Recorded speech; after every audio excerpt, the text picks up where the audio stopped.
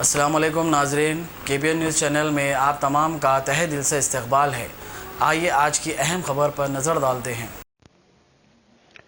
SC, ST, BC व दीगर रज़ाकाराना व पसमानदा तंजीमों की जानिब से NRC, NPR और शहरियत तरमीम कानून के खिलाफ मुत्तहदा महाज और इसके खिलाफ मुसलमानों का मुकम्मल साथ देने का हैदराबाद में मुनक्किदा गोलमेज कॉन्फ्रेंस में ऐलान किया। गोलमेज कॉन्फ्रेंस के इजलास में मंदबी ने बताया कि मुसलमानों की इस काले कानून NRC और NPR के खिलाफ जद्दोजहद हक पर मबनी है। बीजेपी मजहब की बुनियाद पर तकसीम कर रही है। मुल्क का दस्तूर इसकी इजाजत नहीं देता। पसमानदा तबकात मुहित तमाम तंजीमें मुल्क को दस्तूर की हिफाजत के लिए इस एहतजाज में मुसलमानों के शाना बशाना खिदमत अंजाम देने का अज़्म किया है। इस मौके पर पीर खलीक अहमद शब्बीर, डॉक्टर गाली विनोद कुमार, अड्डांकी दयाकर, बेलाइया नायक, तेजावत के अलावा दीगर मौजूद थे।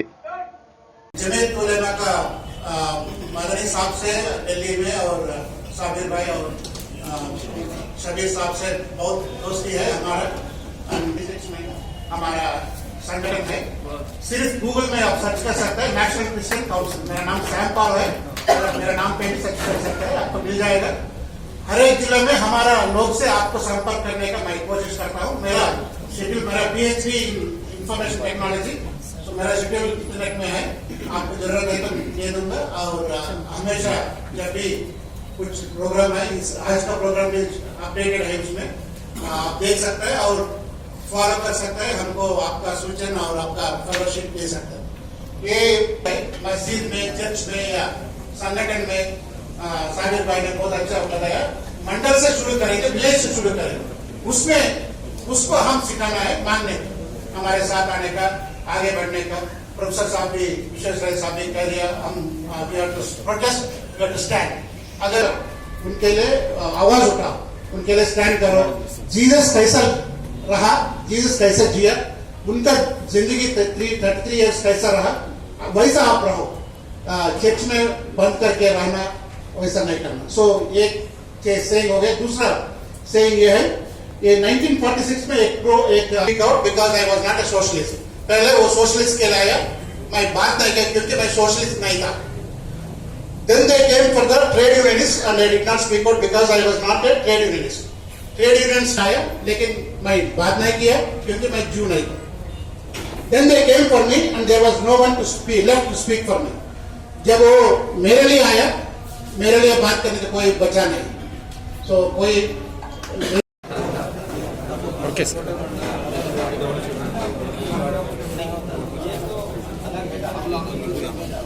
SC, ST, BC సంఘాలు మైనారిటీలకు మద్దతుగా ఈరోజు ఈ సమావేశం ఏర్పాటు చేయడం జరిగింది.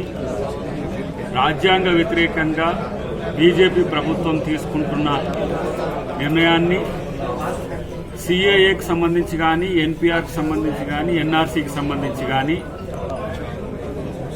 వర్గాల మధ్యన, మతాల మధ్యన సమస్యను క్రియేట్ చేయడం ద్వారా రాజకీయ లబ్ధి పొందాలనుకుంటున్న బీజేపీకి వ్యతిరేకంగా పెద్ద ఎత్తున 2 తెలుగు రాష్ట్రాల్లో కార్యాచరణ తీసుకోబోతున్నాం. ఫిబ్రవరి, మార్చి నెలల్లో ప్రతి జిల్లాలో క్షేత్రస్థాయిలో అందరినీ సంఘాలను ఇన్వాల్వ్ చేయడంతో పాటు బీజేపీ ప్రభుత్వం చేస్తున్న విభజన రాజకీయాలను ప్రజాక్షేత్రంలో ఎండగడుతూనే భారత రాజ్యాంగ పరిరక్షణ కొరకు అన్ని సంఘాలను కలిసి పెద్ద ఎత్తున ఉద్యమించాలని నిర్ణయించుకున్నాం. దానికి ఇది వేదిక. మొట్టమొదటిగా భవిష్యత్తులో ప్రతి కార్యక్రమం కలిసి పనిచేసి రాజ్యాంగాన్ని ఈరోజు ఏ విధంగా పక్కదారి పట్టిస్తున్నారు, రాజ్యాంగం పట్ల విలువ లేకుండా చేస్తున్నారు అంశాలను జనబాహుల్యానికి చెప్పడంతో పాటు ఈరోజు ముస్లిం సమాజం అభద్రతతో ఉన్నది. ముస్లింలను ప్రభుత్వ వ్యతిరేకులుగా చిత్రీకరించి హిందూ ముస్లిం అనే ఒక బయాస్ను తీసుకొచ్చి ఈ దేశంలో మళ్లీ 1947-48లో ఏ విధంగానైతే హిందూ ముస్లిం కొట్లాట్లై ఆ రోజు రక్తపాతం జరిగిందో ఆ విధంగా చేసి తన రాజకీయ స్థిరతను కొనసాగించుకోవడానికి మోడీ ప్రభుత్వం చేస్తున్న ఈ దుర్మార్గాన్ని, దాష్టికాన్ని ఎండగడతాం. ఈ ఐక్యత దీని వరకే కాకుండా రాజ్యాంగ పరిరక్షణే కాకుండా భవిష్యత్తులో ఎన్నో మార్పులకు రాజ్యాధికారం వైపు చేసే విధంగా కూడా మేము కార్యాచరణ తీసుకుంటాం. is held today of SCs, STs, BCs and minorities. The decision taken by the BJP government about CAA, NRC, NPA is not acceptable to us. we have decided this is not a Hindu-Muslim issue. This issue is concerning, Indian constitution, Indian secularism, and Indian democracy. And what has happened in Assam is a clear indication. Out of 19 lakh people, 5 lakh Muslims have been eliminated. 14 lakh SCs, STs, BCs, and other small communities, small castes have been eliminated. We have understood, the strategy of, the BJP government, the agenda of this government to do away with reservations, to do away with Dalits, Adivasis, BCs, and minorities. We will not allow. This forum is going to be fighting for the rights of all the Indians, particularly the marginalized sections of SCs, BCs, and minorities, and the Muslims of this country. What we are saying, save India, save constitution, save secularism, save democracy is our agenda. Shabbir साहब के नेतृत्व में आज SC, ST, BC minority organization का बैठक हुआ है। यहाँ पे जो केंद्र सरकार ने सिटीजनशिप अमेंडमेंट बिल लाके एक्ट जो बना के इस देश में जितने भी दलित है, आदिवासी है, ओबीसी है, मुसलमान है, देशद्रोही डिक्लेयर करने का जो साजिश कर रही है, इसके खिलाफ हर कौम को इकट्ठा बना के लड़ने का प्लानिंग के लिए मीटिंग हुआ है। और आंध्र प्रदेश, तेलंगाना में जितने भी हमारे SC, ST, BC ऑर्गेनाइजेशन है, सबको इकट्ठा लेके पूरा फरवरी मंथ में ग्राउंड तक जो बीजेपी सरकार का कॉन्स्पिरेसी है हम लेके जाएंगे। उसके बाद में सेंटर हैदराबाद बना के हमारे ऐसे लोग जैसे बोले हैदराबाद में एक 10 लाख लोगों का SC, ST लीडरों का नेतृत्व में यहाँ पे मीटिंग होगा और बीजेपी सरकार जो NRC, NPR, CAA तीनों एक्ट विड्रा करने तक हमारी लड़ाई जारी रहेगी। और अमन मेश्रम जी बंद काल दिए हैं।